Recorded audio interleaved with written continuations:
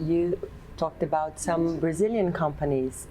Are they still interesting for you? I own two of them still. I've owned Petrobras and Vale since the dark days. Right? Petrobras I bought in 2015 maybe, and Vale I bought and sold over time. And they're there because I need commodity exposure, I need country exposure, and these companies allow me to get both Brazil and commodities into my portfolio. Because the essence of a diversified portfolio is you need to be exposed to the entire world, not just to the US, not just to developed markets. So I'm looking for companies that are not on my US market radar because I need that to fill out my portfolio.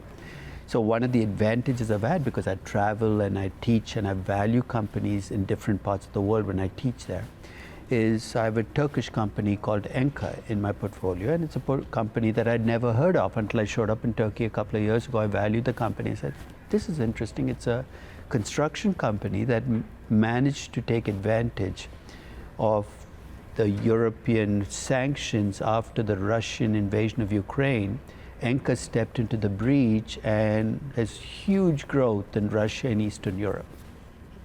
And that growth is going to stay because European companies are not coming back. It's an incredibly well-run company, and I added the company to my portfolio.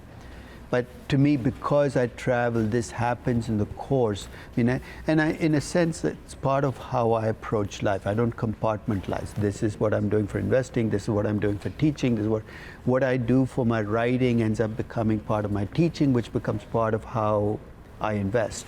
So we have only a certain amount of time in a day, and if you can get things to do multiple things for you, I think you get a better chance of getting them all done in a reasonable time. You talked about Petrobras, which is a company that has been influenced by the government in Brazil, and that always brings issues about, is that impacting the valuation of the company? Does that concern you? Of course, right? There was a time that Petrobras almost destroyed itself trying to keep Brasilia happy, which is trying to become the largest oil company in the world. I wrote about it in 2014. As an example of a company that almost inverted every first principle and did the exact opposite, right? And that was in 2014, which I called the absolute bottom. And for me, things have changed for the better at Petrobras. It's not like the government has gone away, but they've learned, I think, hopefully, they've learned the lesson of not trying to drive the company towards a political endgame, because then you're going to get economic consequences.